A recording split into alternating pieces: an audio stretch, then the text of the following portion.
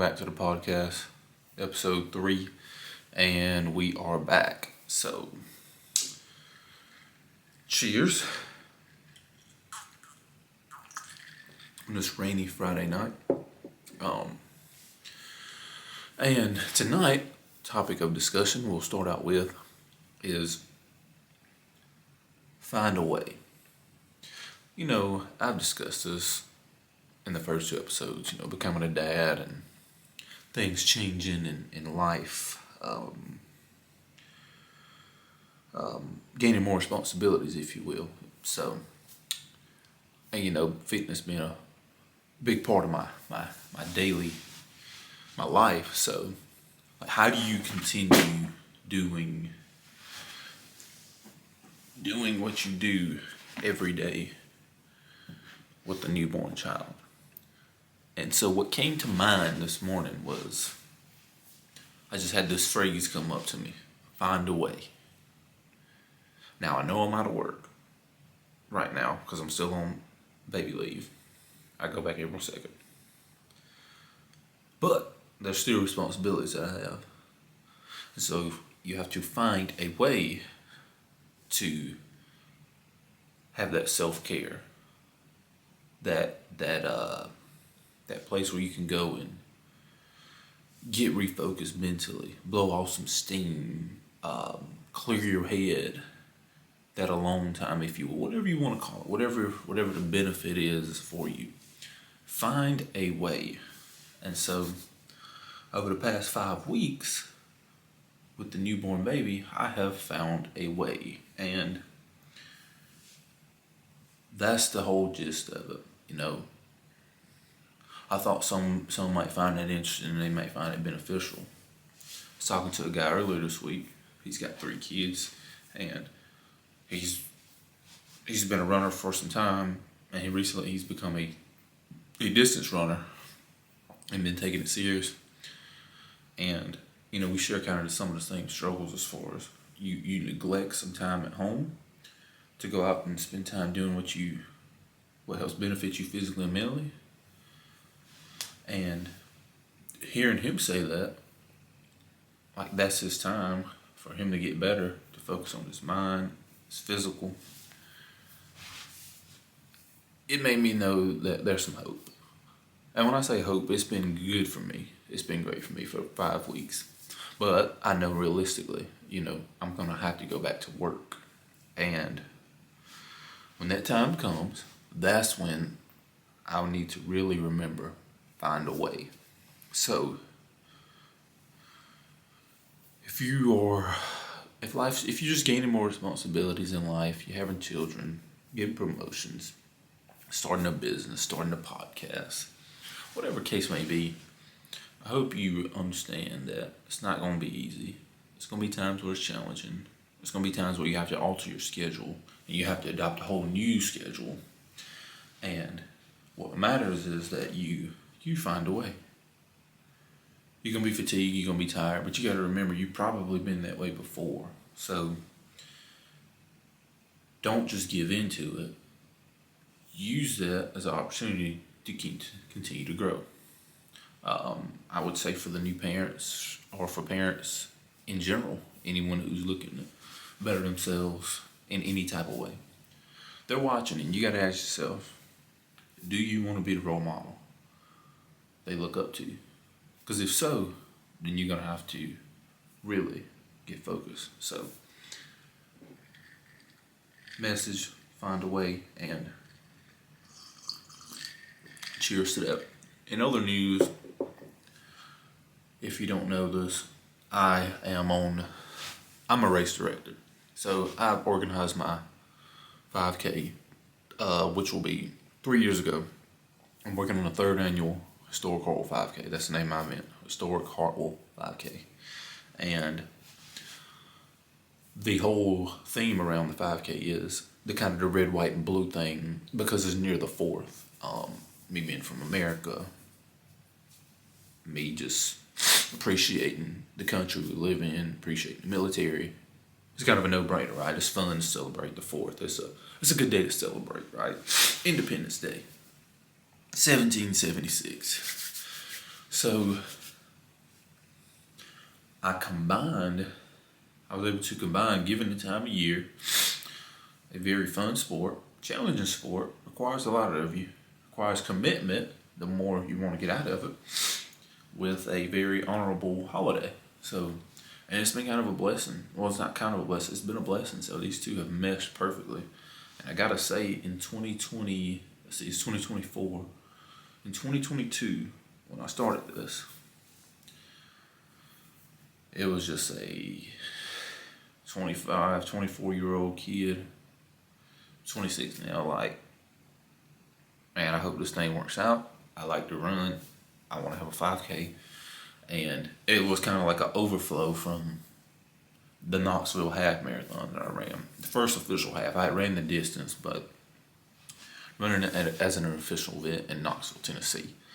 I know it's kind of like an overflow of emotions, and like, I want to have my own 5K. I want us to have a 5K in the area I'm from.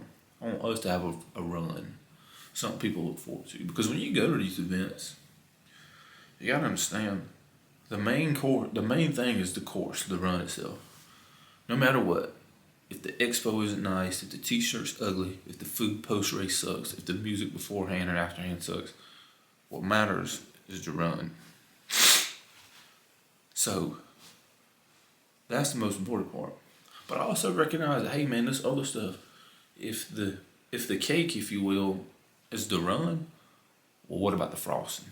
Okay, now you got the cake right, it tastes good. Now you start adding frosting, designing it, and it only gets better from there. So, year 3 of my event, of my 5K, and what we've done is allowed this event, because to me it's a blessing to be able to organize this event and have it. When I say we, me and my wife, we donated to a nonprofit the first year. This year, we are presenting a check to a graduating senior at our local high school that's graduating here in a couple months. And the following year, we're already planning for it. We're going to be giving out a MacBook. And I have another plan too. I'd like to kind of host like an event. When I say an event for the seniors, maybe like like serve food. Not serve food in what you think like come through a line, but serve them food in like a party during like school hours. Maybe get them out of school, get them out of class, and just have some food catered, and maybe gift them something small, each one of them, depending on if you can. So that's kind of the direction I'm headed for the next year. But a MacBook this year, and then maybe like a barbecue or something for the next year. So already planning it, and it's just been amazing. So, and that's that thing. It goes back to find a way, right?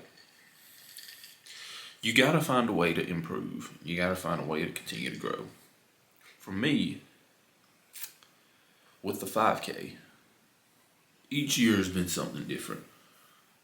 I am currently in the process of getting the course certified.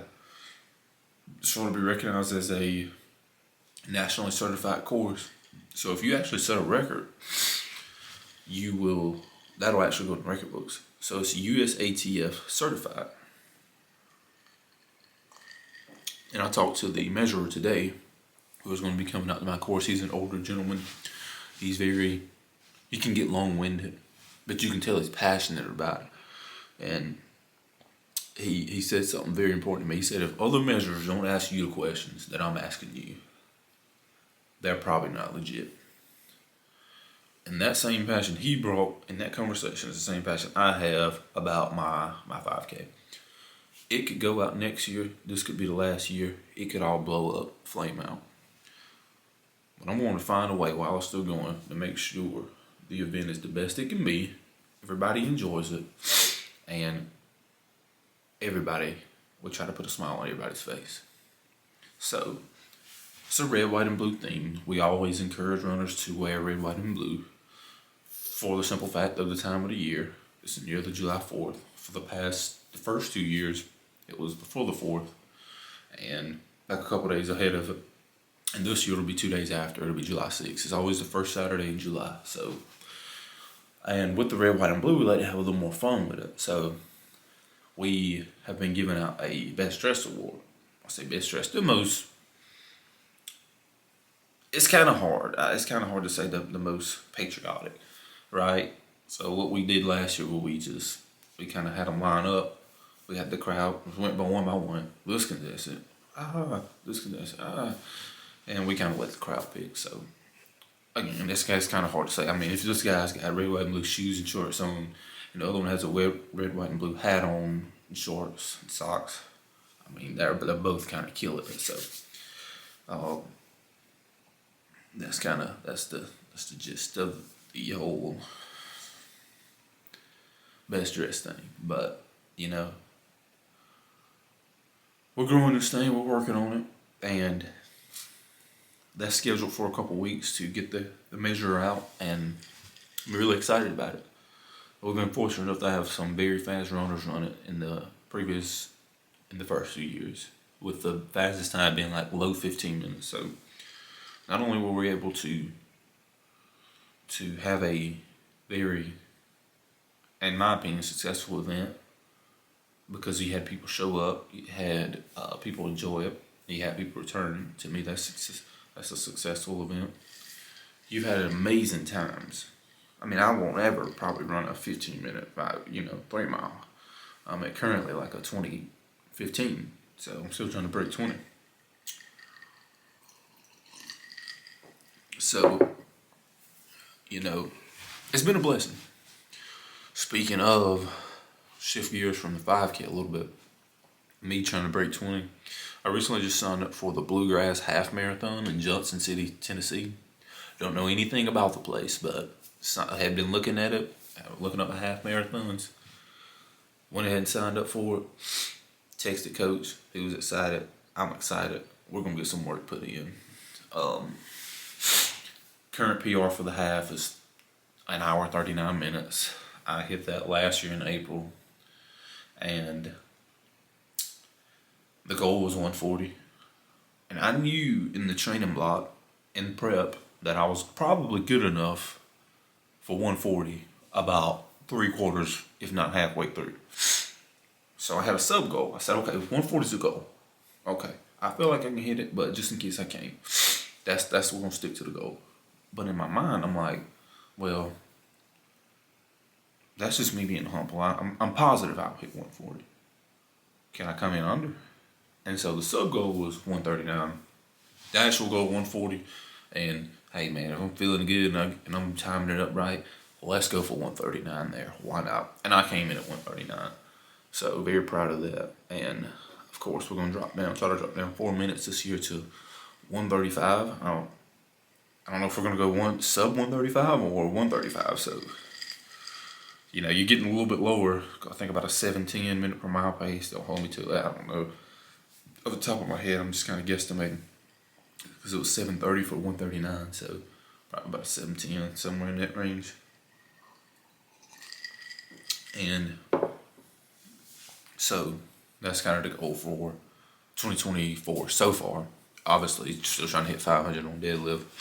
Had another failed attempt earlier, but that's okay. Something to work at, something to get after, so find a way. The Bluegrass Half Marathon I was talking about is September 29th, so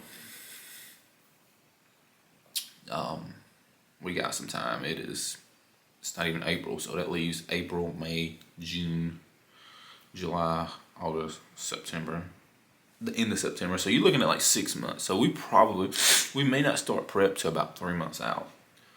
So that actually gives me a lot of time to continue hitting some weightlifting goals. But I will say this, we do start prep. Typically we start prep a little bit, like a couple months early. Now the first 2 months, when we start instead of a 16-week training block for a prep for marathon, or a 3-month, 12-week training block for a prep for a half marathon, if we start a month and a half earlier, adding making it 16 weeks for the half or 20 weeks for the marathon, it's kind of like a just aerobic base. It's all easy runs, so it's nothing crazy. And then as we chisel down, we just kind of build up that start hitting some working on that pace work and threshold, tempos, that type of stuff. So getting some good workouts in. So yeah, so that's life right now in a nutshell. And if you follow the Cuevas podcast to this third episode, thank you. If this is your first episode, hope you enjoyed it. This Friday night, we're having a beverage, and I think I'll go and spend the rest of the evening watching some John Wick until the baby boy wakes up and we have to feed him. So have a good Friday. Thank you for watching. I try to get this loaded up as soon as possible. See you in the next one. Have a great weekend.